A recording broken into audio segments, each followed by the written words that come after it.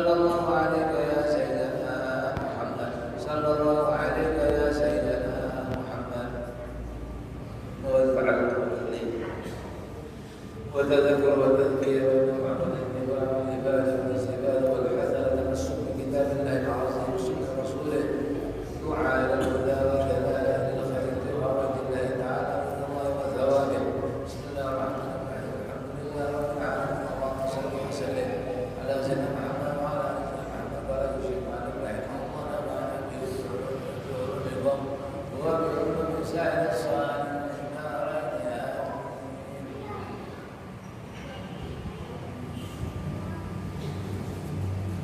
Jadi fa'idha khatara biqalbil 'abdi, ya, bahwa ketika terbersit, bila terbersit pada hati seorang hamba bahwa segala sesuatu, ya, itu aku dapati, ya, bahwa segala sesuatu nikmat yang aku peroleh daripada kenikmatan yang dari atas diri aku dihidupkan. Di situ baru terasa nikmat, ya. Kan kalau pada hidup tidak usah bicara nikmat lah, tidak ada, tidak dibicarakan, justru diadakan ketawa. Ini kenikmatan hidup, kenikmatan diadakan, jadi diadakan nikmat. Nah, kalau ada ya kalau usah bicara nikmat, ada.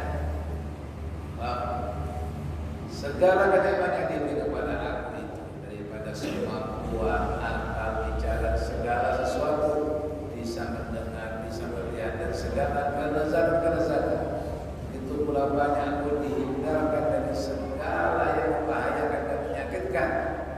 Dan bahwasannya ada nih, dia renungkan nih, dia rasa-rasakan bahwa segala nikmat ini ada yang beri, dan yang memberi ini memerintahku, menuntut aku untuk tidak ingkar padanya, yaitu mensyukurinya. Tidak ingkar, diberi kemudian mengingkari. Aku diminta untuk berkhidmat kepadanya. Illa liya'buduni, aku ciptakan untuk mengabdi, berkhidmat, melayani aku. Dan bahwasannya terbesit lagi ini, jika aku lalaikan hal itu, maka inna adzabi lasyadid. Karena perbuatanku sendiri, dia tidak pernah menzalimi aku. Dia justru mengingatkan bahwa efek dari ingkar, efek dari kufur, tidak bersyukur, itu adalah mengurangi, bahkan bisa menghilangkan nikmat. Bah, orang nikmat, hidupnya itu apapun, dalam keadaan apapun dia rasa nikmat. Ini rasa. Sebaliknya, kalau dapat nikmat apapun dia dapat karena nikmat. Ya, maka dia akan membuat aku merasakan siksa, hukumannya, sanksinya, dan bahkan tidak hanya sampai di situ. Justru Sang Maha Pengasih dan Penyayang itu mengutus aku padaku pesuruhnya, utusannya. Bahkan ini makhluk yang paling mulia, yang paling utama, dan mula-mula dicipta, diutusku sebagai bentuk kasih sayang, mewakilinya, wakilnya Tuhan, untuk kita kenal kepadanya.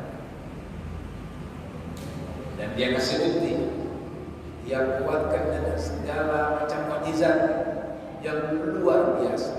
Artinya yang biasa tidak mampu berbuat seperti itu, keluar dari kemampuan manusia biasa.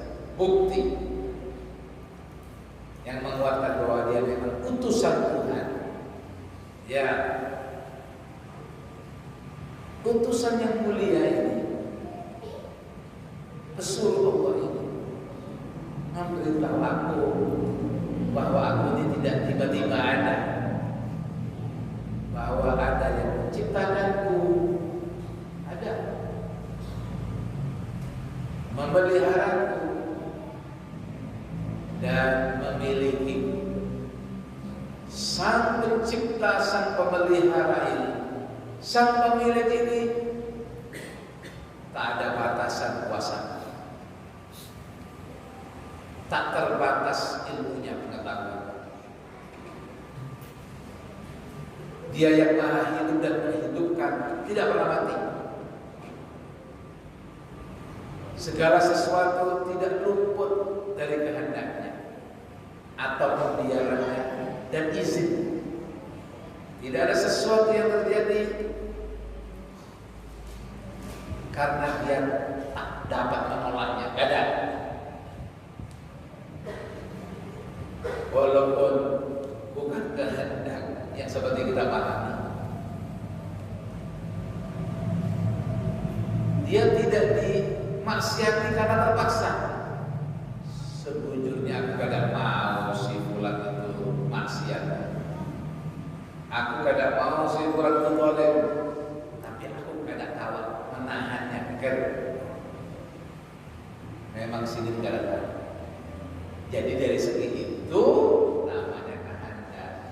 Bismillah walhamdulillah al-khair wasyarr, baikkah syarkah, bagi kita syarr bi masyiatillah, tidak luput dari masyiatnya. Maka sebuah ketaatan, keimanan, kita wajib meridhoinya, karena Allah ridho dengan iman dan taat dan Dia menghendaki. Adapun sebuah kekufuran dan kemaksiatan tidak boleh kita ridho, karena Allah kada ridho jika dipandang dari segi zahir maksiat dan kafirnya, tapi dari segi bahwa segala sesuatu atas kehendak Dia terjadi karena Dia biarkan iblis itu menantang, karena biarkan teman-teman iblis itu berbuat bohong. Maka dari segi ketentuannya tadi aku ridho, karena Allah biarkan aku ridho dari segi itu. Akalan dari segi syara'annya tidak boleh kita ridho dengan kekafiran. Jadi ini maha menghendaki. Tidak ada sesuatu yang terjadi kecuali atas kuasanya. La ilaha illallah, ini Tuhanku tadi. Utusan ini yang sampaikan kepada khusus, utusan istimewa. Nah, pencipta pemilikku yang maha segalanya ini ada perintah dan ada larangan. Ini kita mikir nanti, bersihkan hati nih. Dia sangat amat mampu untuk menghukumku jika aku melanggar. Mampu. Dan sangat amat murah jika aku taat kepadanya. Dia kasih balasan baik dan jalan. Dia tahu segala rahasia. Bahkan yang aku belum tahu dia tahu dulu. Pasti. Tidak ada yang menutupi ilmu.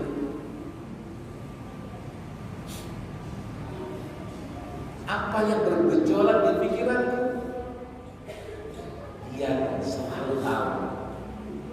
Penciptaku nih. Nah, penciptaku tadi ini yang maha segalanya. Wa qad wa'ada wa aw'ada. Dia punya janji. Dia janji sama supaya kita tidak putus harap. Dia tidak pernah tidak tepati janji. Dia maha setia, tak pernah luput janji. Harapan. Jadi orang yang putus harapan kepada Tuhan, ini orang yang ingkar, orang yang dia janji. Maka sampai-sampai kita terdahulu yang mengalami perubahan itu dinamakan kita perjanjian lama dan perjanjian baru. Kitab sama itu berubah isi bagian isi. Isinya janji. Itu pun Al-Quran. Betul. Dia janji sama kita. Itu harapan. Tidak pernah berubah. Dia tidak pernah ingkar janji.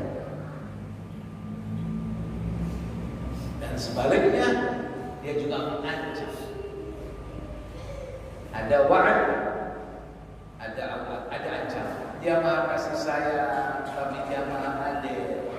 Jangan remehkan dia. Dia maha baik, jangan dimain-mainakan. Jangan ditipu-tipu. Tak mungkin kita bisa main-main Tuhan.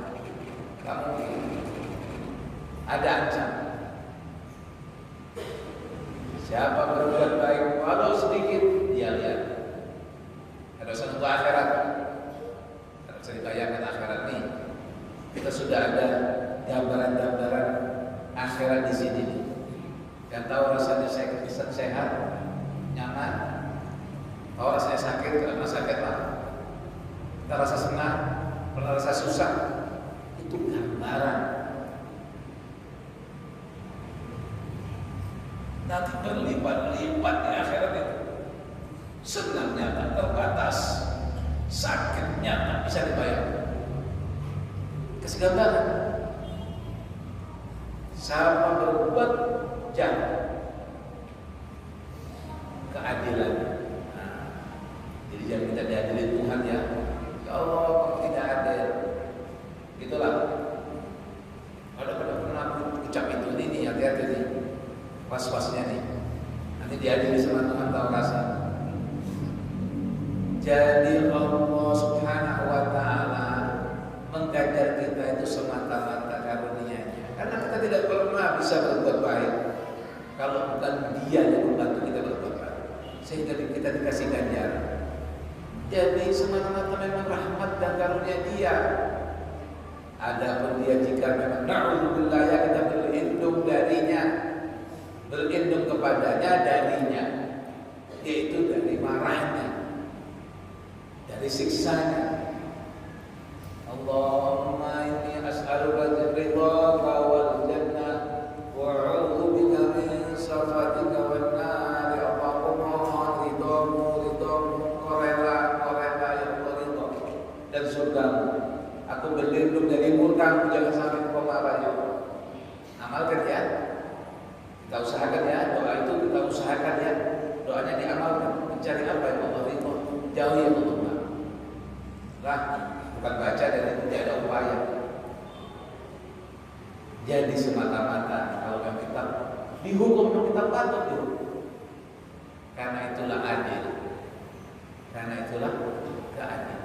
Jadi diingatkan. Jadi si Rasul ini utusan ini selain membawa berita gembira, juga membawa peringatan. Sallallahu alaihi wasallam. Ya. Wa amara bil iltizami qawanin syar'i. Dia memerintahkan kepada kita untuk selalu ikut patuh dengan qawanin, dengan undang-undang syariat. Karena kita sudah ikrar asyhadu an la ilaha illallah wa asyhadu anna Muhammadar Rasulullah. Kita bai'at, itu arti syahadat itu bai'at secara umum kepada Nabi Muhammad SAW. Kalau dulu sahabat mereka di hadapan Nabi SAW, saksi tidak Tuhan selain bahwa Muhammad utusannya dan menjalankan segala perintah dan menjauhi larangan. Itu bai'at karena bai'at itu jadi setia. Nah, kita ini kada jumpa Nabi Muhammad SAW, kita mengucapkan syahadat, alhamdulillah, mudah muncul syahadat. Itu kita berbaiat kepada Nabi Muhammad SAW secara umum untuk mematuhi undang-undang syariat. Ada gampangan nih, yang buat undang-undang Tuhan, Sang Maha Pencipta, pemelihara dan pemilik alamin ini yang kuat. Ada gampang-gampang nih yang disuruh nyampaikan makhluk pertamanya. Sampai hari ini kita bisa lihat yang namanya mukjizat. Ada di situ undang-undangnya milik kita masuk. Tapi kemudian kita merasa cukup dengan KTP kita Islam. Yalah. Tapi apalah daya. Kita bukan yang berwenang. Kita tidak bisa menegakkan undang-undang Tuhan itu karena kita tidak ada wewenang. Ya minimal untuk diri masing-masing. Yalah, walaupun ada yang potong tangan kita kalau kita curi, jangan curi. Yalah, potong tangan kita dibagi. Adalah undang-undang yang melebihi undang-undang. Karena kita tidak ada wewenang, boleh kita potong tangan orang atau potong tangan kita sendiri, boleh dihukum karena tidak berwenang. Nah, yang berwenang itu tanggung jawab itu kan kata orang Islam. Hati-hati, jangan menentang sedikit pun, apalagi satu. Sedikit pun apa yang diundang-undangkan oleh Allah dalam Al-Quran dan Sunnah kita tentang. Andai kita belum patuhilah atau belum patuhi pada menentang, hati-hati, bisa kufur. Silakan. Allah katakan yang mau beriman boleh, Anda beriman boleh. Yalah, mau beriman sebagian, kagak beriman sebagian, itu main-main. Ini Tuhanku, Tuhan kita semua ini, Dia garis kebenaran. Kita sama diri kita tidak kompromi. Harus kita ikuti itu untuk supaya kita selamat di dunia dan akhirat. Tidak bisa tidak. Karena walaupun kita luput dari sanksi undang-undang Tuhan di dunia, ialah pasti tidak akan luput yang di akhirat jika tidak diampuni. Atau di dunia sudah kena disegerakan oleh Allah dengan bentuk yang lain. Bentuknya kada dipotong tangannya, bentuk yang lain. Artinya la raiba fi, tidak diragukan lagi. Allah ini sang Maha Penyantun, Maha Pemurah dan cepat sari. Alhamdulillah, rahmatnya Allah ini melebihi dari murka. Kalau sebanding saja Tuhan yang bilang, habis kita. Kalau Allah kada halim, ya. Jadi kita tidak main-main. Bahwa kita diperintah oleh Tuhan pencipta semesta alam ini untuk mengikuti undang-undang itu. Dan undang-undang ini di atas semua agama. Masing-masing karena kita kada keluarga diri kita sampaikan ke keluarga kita. Ku anfusakum wa ahlikum nar. Dirimu, keluarga, istrimu, anak harus diajar. Ini kada boleh jatuh. Ini haram. Hukumnya kalau di Islam seperti ini. Orang mencuri dipotong, orang menuduh, orang lain berzina dicambuk 80 kali. Ya jadi, jangan punya kada berlaku. Jangan berlaku, tidak pernah berlaku itu. Berlaku terus. Hanya kita tidak memperlakukan. Mudah ada hikmahnya. Yaitu hikmahnya apa diantaranya? Kan segala sesuatu Tuhan kehendaki Tuhan. Tuhan biarkan di mana yang bujur-bujur beriman. Mana yang memang beriman kadang mencuri karena beriman kepada aku atau karena takut dipotong tangan. Walaupun tanganku kadang dipotong memang itu kadang mau mencuri. Yalah. Walaupun kadang ada yang merajam aku melempar aku batu sampai aku mati, aku kadang ada berzina. Karena Allah. Tetapi ini harus disampaikan, dilajarkan, terutama di madrasah-madrasah. Jadi susah kalau di pondok pesantren diloncatin di Pak. Jujurlah dulu. Bagaimana diloncatin? Tak paham, hilang dong. Dan ada gunanya lah. Itu dari Al-Quran sebenarnya. Wah di bab ini ada sudah ada pakai lagi loncat. Tidak. Justru ini yang paling dikhawatirkan oleh mereka. Jika orang Islam berpegang pada syariat, ya tidak akan mudah ini kita bawa sampai nanti. Ya lah, apa saya lagi kan kita kada bawa nanti. Apalagi kalau bicara ini yang diumumi, bicara syariat apa yang dilamar. Apalagi itu bukan sekarang, dari dulu. Jangan heran. Heran apa terus? Syariat sama. Fayaqal fi qalbihi ma, akhirnya jika bersifat ini memang dia fikirkan, dia munculkan fayaqal fi qalbihi annaha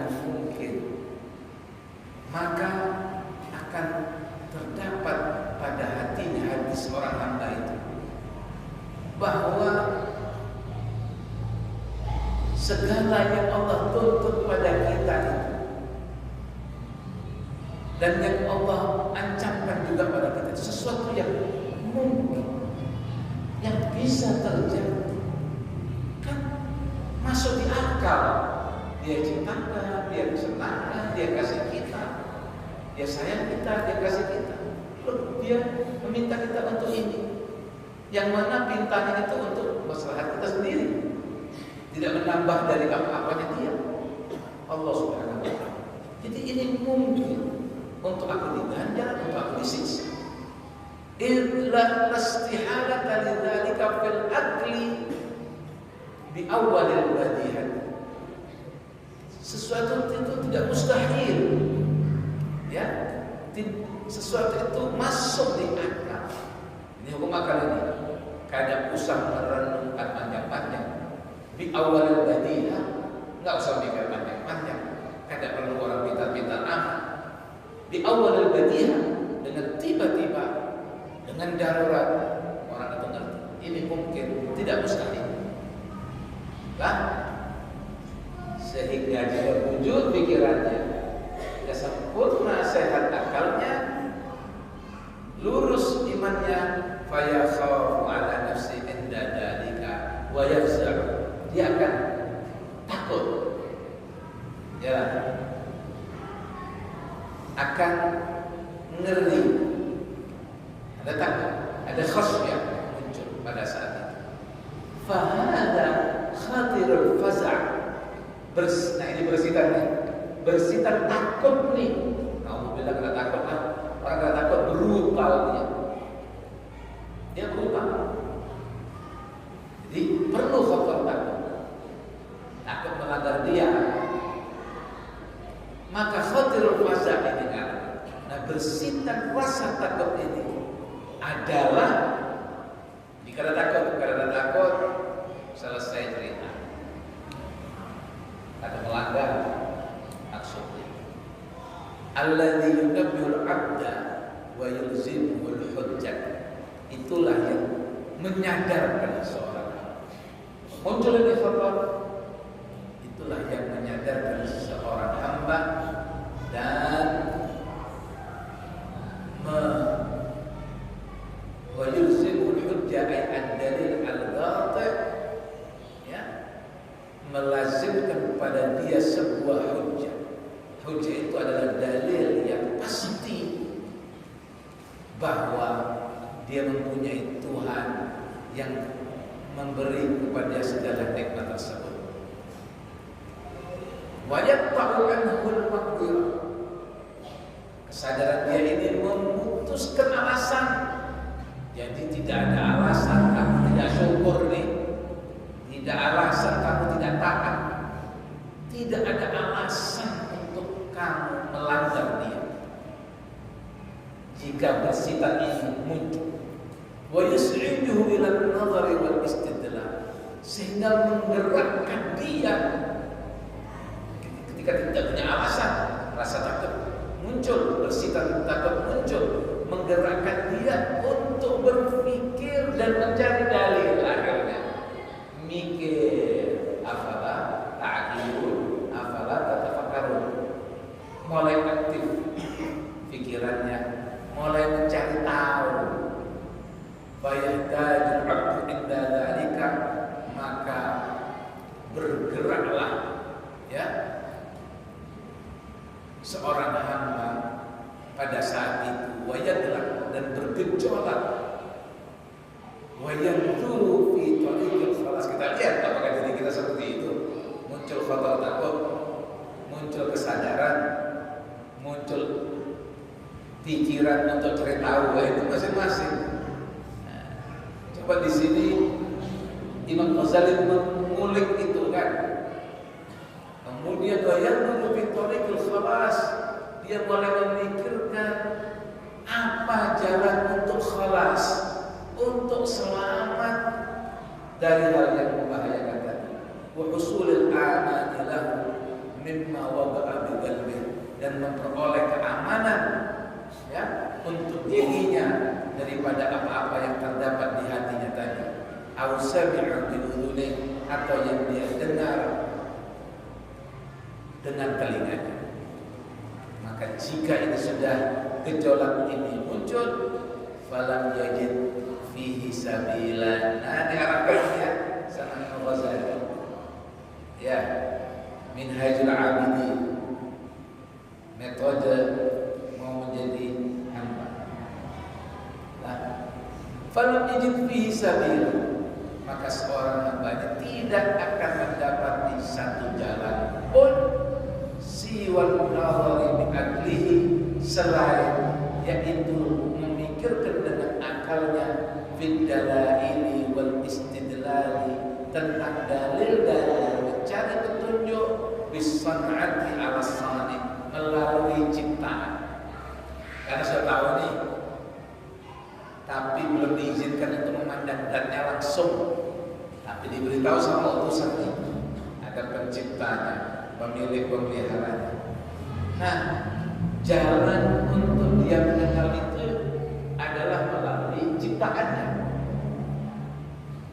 yang menunjukkan alas-sani, jalannya untuk menunjukkan iman dan keyakinan dia. Dia kemudian cari dalil melalui apa? Sana, melalui makhluk, melalui yang nampak. Masing-masing kemudian dengar, dia cari dalil. Ada kemudian dibantu dengan belajar usuluddin, dibantu dengan mengaji aqaid.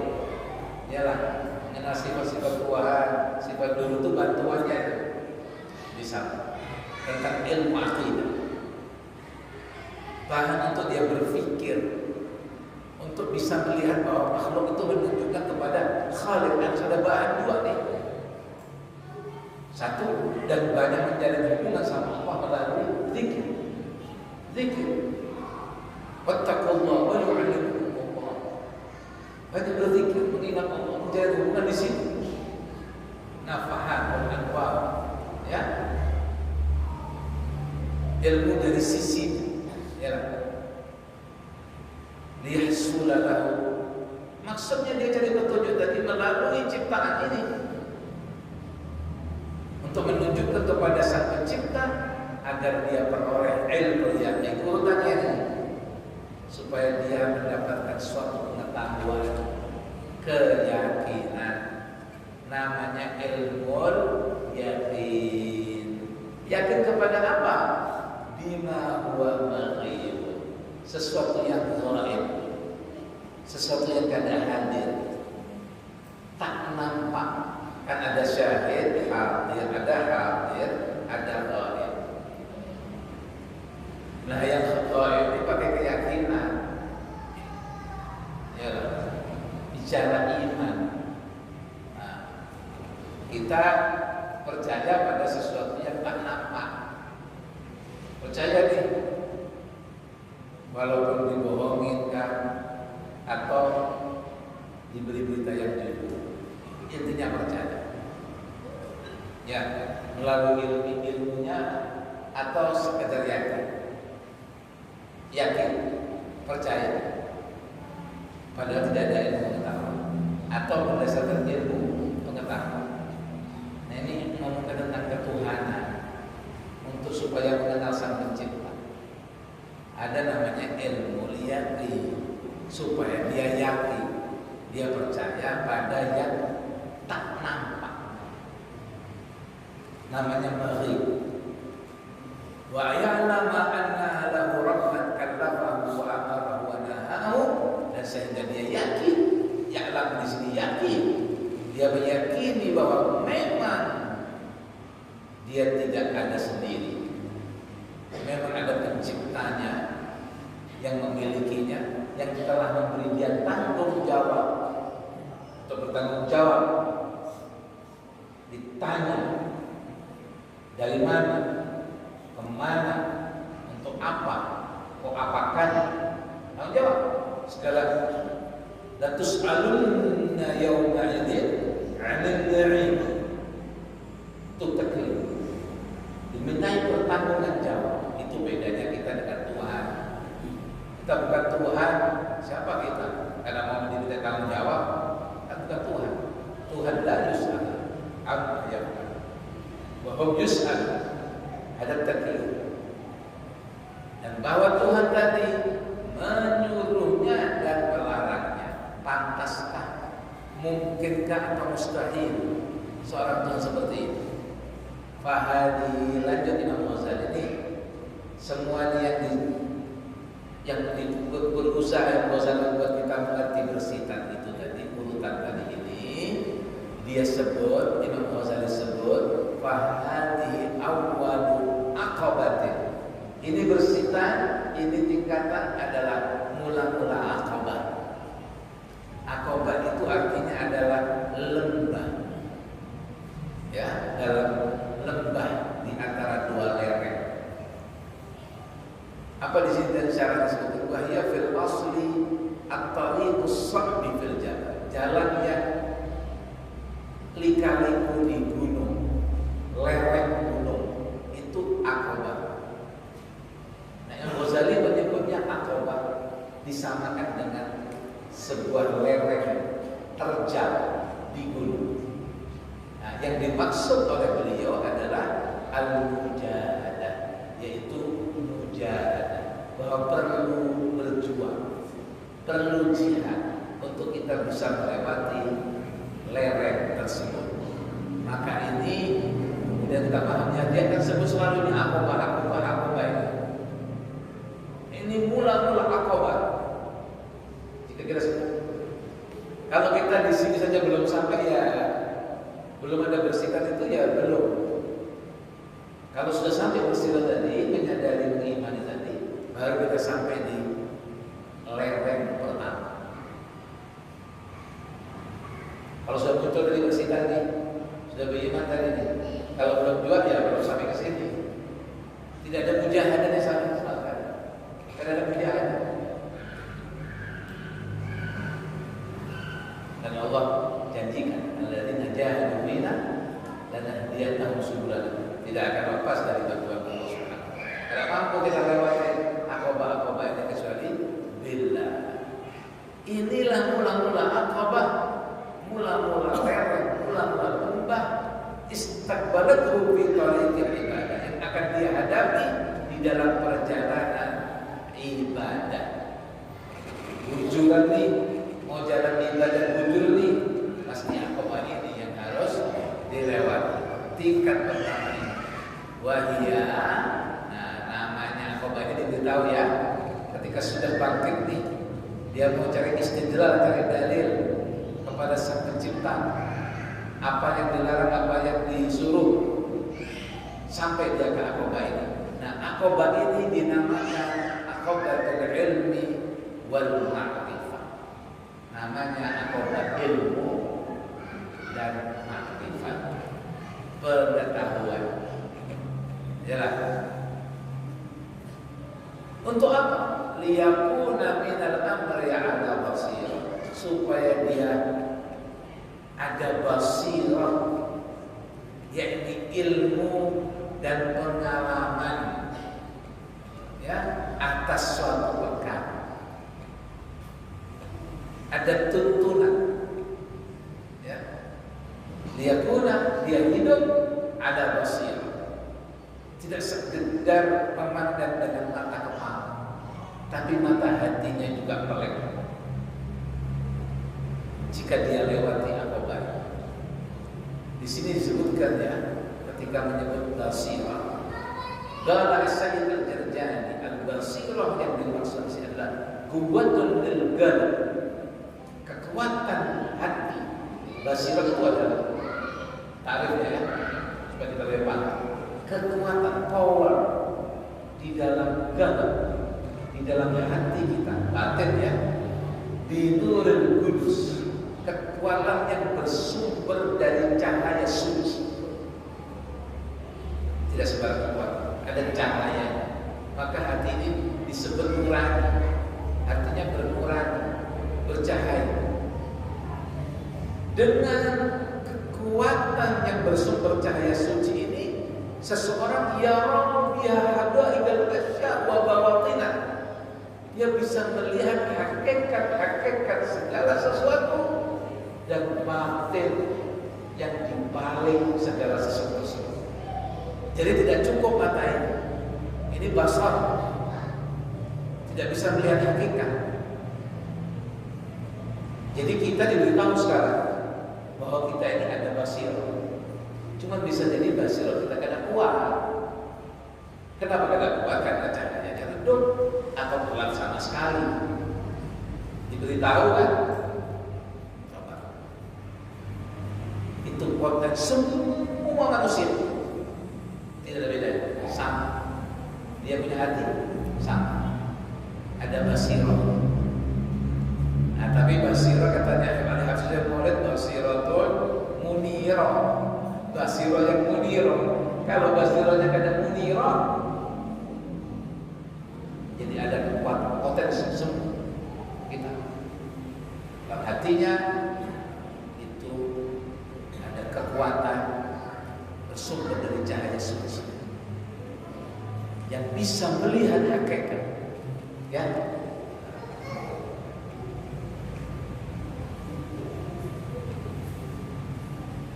Nah, kembali ke mata.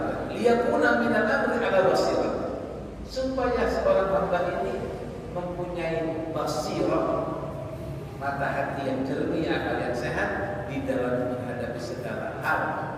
Fayakhudha fi fatiha, tujuannya yang berhubungan dengan akobah ini supaya dia memulai untuk melampaui lembah tersebut min ghairi buddin mal ta'mal. Harus dia lalui, ini akobah yang harus dia lalui. Bagaimana mau ke akobah yang lain? Akobah yang saja kada dilewatinya. Harus lembah ini terlewati, ya, dengan basirahnya, bi husnil nazari bid dalaili, dengan pandangan yang bagus di dalam melihat petunjuk-petunjuk dalil-dalil tersebut, wa wufuhit ta'ammuli wa ta'allumi, ya, dan banyaknya, ya, wufud, banyaknya ta'ammul, perenungan dan pembelajaran dan pertanyaan. Bertanya kepada siapa? Min ulama ilmu akhirah. Artinya pertanyaan itu adalah belajar. Ya. Bikulli jahil dawa wa dawa jahili dawa al-ayy as-su'al ujar Nabi. Ya. Kau kata Nabi SAW. Segala penyakit ada obat. Jadi kalau ada yang bilang penyakit ada obatnya, yang jangan percaya. Karena beda dengan Nabi Muhammad SAW. Dengan berubah iman sama Nabi Muhammad SAW. Nabi bilang setiap penyakit ada obat. Lalu ada yang bilang ini kan ada obatnya, jangan percaya. Yang percaya sama Nabi sampai mati. Kata Bapak mati, memang mati juga. Tapi mati dalam keadaan beriman, tidak goyah imannya. Jalan, na'udzubillah, daripada dia kemudian percaya kepada yang bukan Nabi. Jalan, mati dia. Percaya yang bukan Nabi, kalau sama dengan Nabi, oke. Itu ya, ini sampai mati nih. Jangan kuat mati, kuat kalau ada beriman. Kalau kuat mati, bagaimana? Ya, ayyuman takunu yudrikumul mautu walau kuntum fi burujin musyayyada. Mana saja kamu mati ini. Iyalah. Jadi jangan ada mati. Takut kalau ada beriman. Ya, jangan kuat mati. Semua penyakit ada obatnya. Termasuk penyakit umul. Ini penyakit nih, jahil nih, umur nih, pakmul, bodoh nih. Nah, apa dawanya? Obatnya udah lebih aswa. Bertanya, maksudnya mengaji, maksudnya belajar. Siapa yang kasih itu? Allah. Siapa yang bisa kasih bukakan hati kita untuk ilmu? Allah. La ilaha illallah. Ya. Biwasitah Rasulullah, rantaranya Rasulullah sallallahu alaihi wasallam.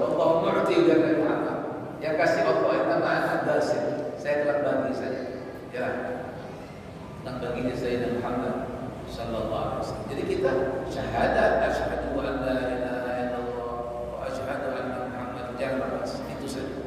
Kita perang, ini mujahadah.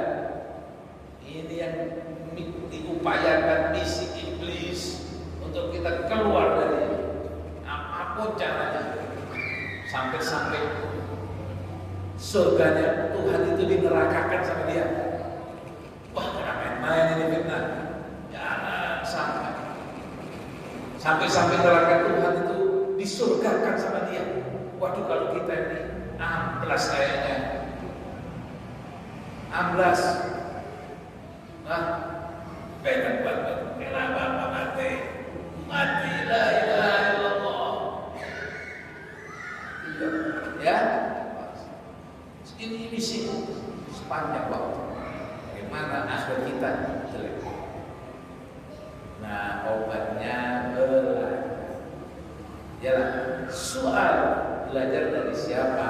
Kata Abu Ghazali, min ulama al-akhirah.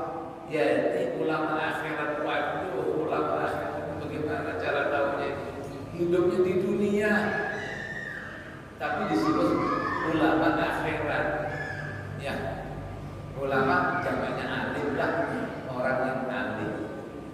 Nah, dijelaskan dalam cara ini ya, untuk bantu kita paham. Siapa itu? Wahum ulama'uddin.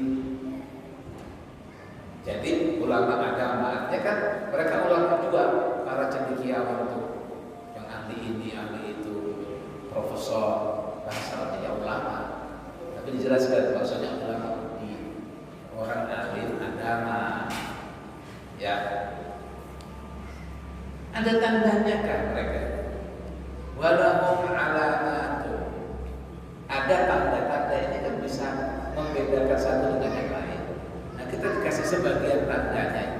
Ulama akhirat nih, tumayyizuhum min ulama dunia.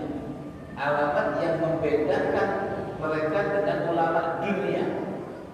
Kita disuruh belajarnya sama ulama akhirat. Nah, untuk mengetahui ada tanda nih. Ada ulama dunia itulah yang dimaksud ulama usul, yang bahkan Nabi SAW mengatakan al-akhawma, ya,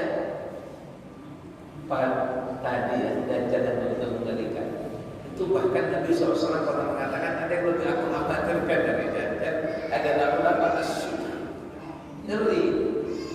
Nah, ulama usul ini adalah alladzina qasduhum minal ilmi at-tana'uma bid-dunya.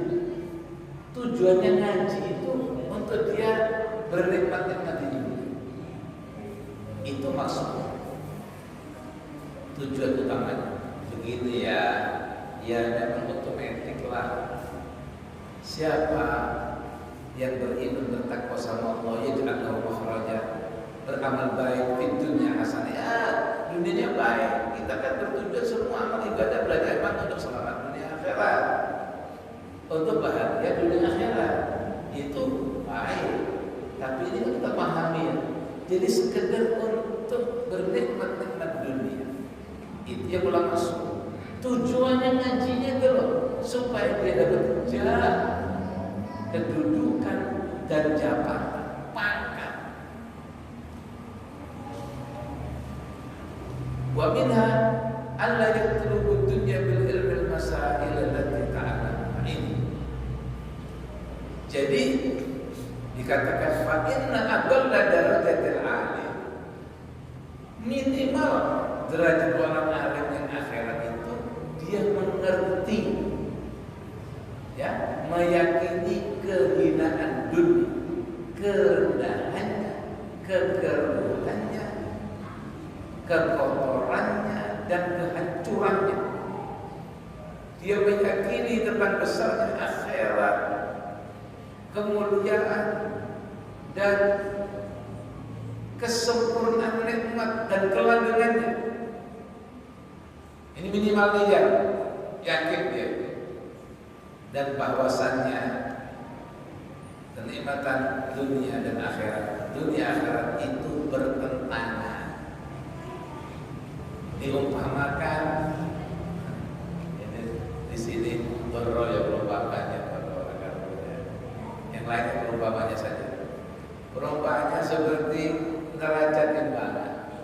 Mana yang lebih berat, ya, itu akan mana yang lebih diisi, maka akan memberatkannya, akan menaikkan yang satunya. Ya, perumpamannya seperti timur dan barat. Semakin ke timur, semakin jauh dari barat. Perumpamannya seperti dua gelas, yang satu berisi air, satu kosong. Seberapa banyak dia isi ke satu gelasnya akan mengurangi. Seperti itu. Tidak bisa nyata. Nah, perumpamannya. Jadi, siapa seseorang yang tidak meyakini ini, dzalika fahuwa fasidul ajal, adalah orang yang rusak akal. Hal ini sebagaimana disebutkan dalam Ihya oleh Al-Imam Ghazali. Di antaranya ulama akhirat tadi adalah dia seseorang yang fokus mendapatkan ilmu yang manfaat, yang menggemarkan dia berbuat taat, yang membuat dia tidak cinta rakus akan dunia, ya, dan menjauhi daripada ghil wa ghal dalam belajarnya itu, tidak untuk sekedar dianggap orang alim supaya dipuji orang, dia jauhi itu, atau supaya populer. Tujuan-tujuan itu yang dihiasi oleh iblis, dia hindari. Ya, tidak dia maui itu semua. Karena dia punya fokus adalah bagaimana dia diridhai oleh Allah Subhanahu wa taala. Bermanfaat untuk menghilangkan kebodohannya, bisa mengajak orang lain berbuat baik, mendapat ridha Allah dan kebahagiaan itu. Adapun tentang dunia kan sudah masing-masing. Secara zahir ada yang mendapat banyak, ada yang sedikit, itu masing-masing. Nah, ini tujuan di dalam mencari agama. Nah, inilah ulama akhirat yang dimaksud. Mereka itu disifatkan di sini adillah tariq, para penunjuk jalan, surujul ummah. Ulama akhirat itu adalah lampu-lampu pelita-pelita umat yang menerangi supaya kalian tersesat, supaya kalian tertabrak jalannya itu. Maka diumumkan dia misbah, siraj, pelita, lampu, wa qadatul ummah. Dia adalah pemimpin, wa qadatul a'immah, pemimpin para imam, wal istifadatu minhum, wal istifadatu minhum. yakni ta'allum ni apa kepada tadi ta'allum was su'al min ulama al-akhirah wal istifadat minhum, mencari faedah ya daripada ulama-ulama tersebut, wastihda'id du'a as-salih minhum, dan mencari hidayah untuk mendapatkan doa yang baik dari mereka, guna litaufiqi wal i'anah, mengharapkan arahan dan doa mereka supaya dapat taufik. Taufik di sini adalah apa namanya? Bukan bermakna khalqul qudrah ya, lisafil himmah, untuk doa supaya kita dapat taufik. Taufik mana di sini untuk menyemangati kita, wal i'anah, dan untuk supaya kita dapat bantuan ila menuju yang taha, melampaui lembah pertama ini. Ya, Nabi ulama tadi bitaufiqillah subhanahu, dan semata-mata ini adalah taufik bantuan dari Allah Subhanahu wa taala melalui mereka. Fayahsulalahu ilmul yaqini bil ghaib, maka dengan hal ini dia akan memperoleh ilmu yakin tadi, yakin kepada yang ghaib. Itu pertama. Apa yang ghaib di sini? Wa huwa anna lahu ilahan wahidan la syarika lahu, bahwa dia punya ilah, dia ada Tuhan yang esa, tidak ada sekutu, satu saja. La syarika lahu, tidak ada sesama Tuhan selain dia. huwallazi khalaqahu, yang mana ilah tadi itu yang menciptakan dia, wa an'ama alaihi, yang selalu menganugerahkan nikmat kepada dirinya, bi kulli hadhihi ni'am, dengan nikmat-nikmat semua ini. Wa annahu, ini ilmu ghaib tadi, dengan mengaji dia dapat ilmu ini akhabar ilmu tadi. Wa annahu, dan bahwa Tuhan tadi kallafahu syukrahu, memberi dia tanggung jawab untuk bersyukur kepadanya. Wa amarahu bi khidmatihi, dan ilah tadi merintah dia untuk berkhidmat melayaninya. Wa ta'atihi, dan bertaat patuh kepadanya. Bi dhahirihi wa batinihi, secara lahir batin. Taat sama Allah lahir batin. Ya, muslim mukmin yang sempurna, tidak munafik. Wa hallalahul kufra, yang mana ilah ini memperingatkan dia, mewaswasi dia, membuat dia waspada kepada kekafiran dan segala macam maksiat-maksiat pelanggaran. Wa hakamalahu, dan Tuhan ini sudah memutuskan kepada dia bisawabil khalidi, dengan ganjaran yang kekal, tidak ada batasnya. In ata'ahu, jika taat kepadanya. Wa bil iqabil khalidi, na'udzubillah, dan siksa yang kekal pula in asal, melanggarnya dan berpaling darinya. Fa inda dzalika, maka pada saat itulah, pada saat seorang hamba sudah mendapatkan ilmu yakin ini, tab'athu hadal ma'rifatu wal yaqinu bil ghaib, ma'rifat ini membangkitkan dia, keyakinan ini membangkitkan dia dengan hal yang gaib. Wa 'ala tasmiri lil khidmati wal iqbali 'ala ibadah, dan atas ketersediaan mempersiapkan diri untuk berkhidmat, melayani dan menghadap di dalam ibadah. Lihat sayyidul mun'im, kepada sayyid, kepada tuan, ibarat hamba budak dengan tuan, kepada tuan pemberi nikmat dia ini, alladzi talabahu wa wajadahu, ya, yaitu yang telah tuan pemberi nikmat yang dicari oleh seorang hamba tadi dan dia temui. Wa arafahu ba'da jahilahu, yang sekarang dia kenal, yang atas dia tahu. Mula-mula dia tahu bahwa dia punya tuan, sekarang dia tahu. Walakinnahu, akan tetapi setelah dia tahu nih, dia temui nih bahwa dia punya Tuhan dan melarang dia, memerintahkan dia. Lakinnahu la yadri kaifa ya'budu, dia tidak tahu bagaimana cara mengibadahinya, bagaimana berkhidmat kepadanya. Wa ma yalzamuhu fi khidmatihi bi dhahiri wa batinihi, apa yang dilazimkan kepadanya di dalam berkhidmat kepada Tuhan ini dengan zahir dan batinnya tadi.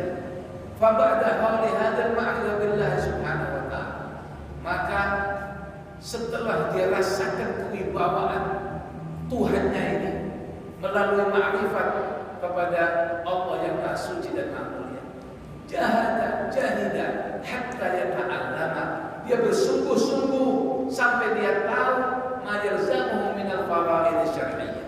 Bersungguh-sungguh dia, buktinya itu kalau wibawa Tuhan itu ada dalam hatinya, dia akan bersungguh-sungguh untuk tahu apa yang lazim secara faraid yang difardukan menurut syariat zahir dan batin.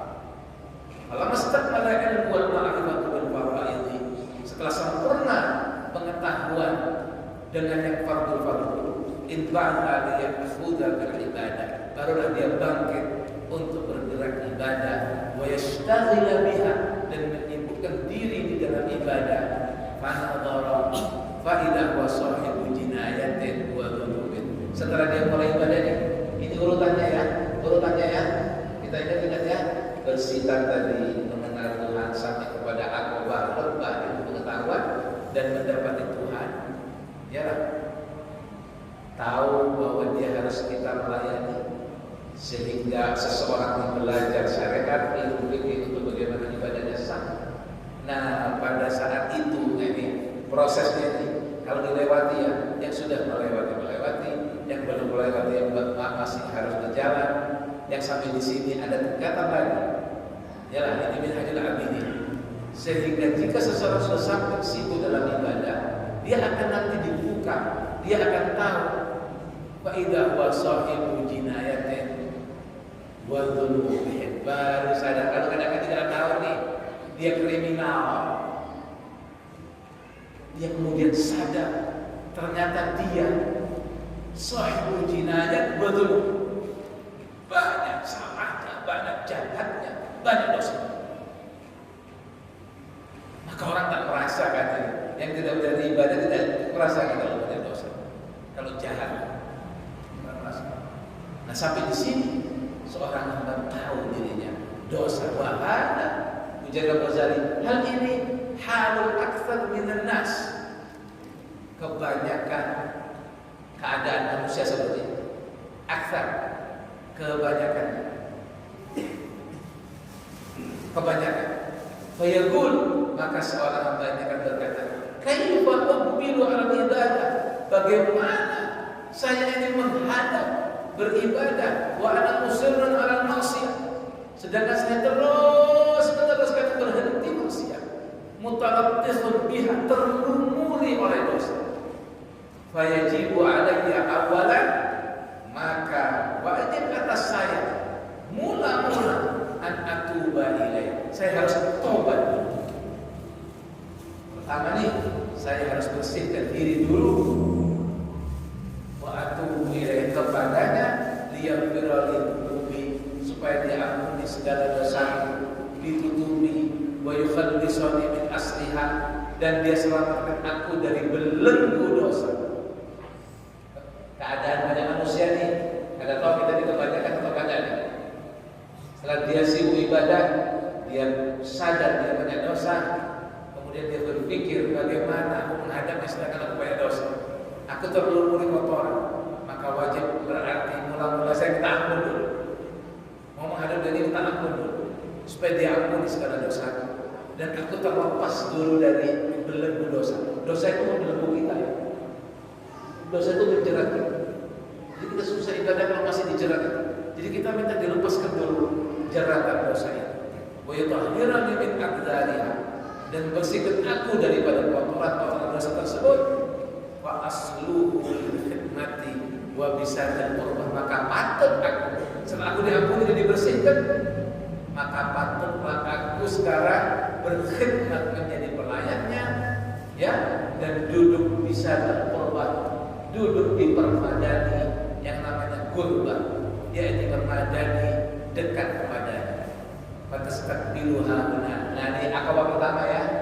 Ingat ya akabah pertama ya. Tingkat pertama tadi, lembah pertama lembah ilmu. Setelah lembah ilmu dia lewati melalui ngaji, melalui ulama akhirat tadi, cari petunjuk, minta doa, proses ibadah, tahu dosa. Jadi ngaji dulu, syariat dulu memang. Ini akabah pertama harus dilewati. Orang sekarang meloncat kan.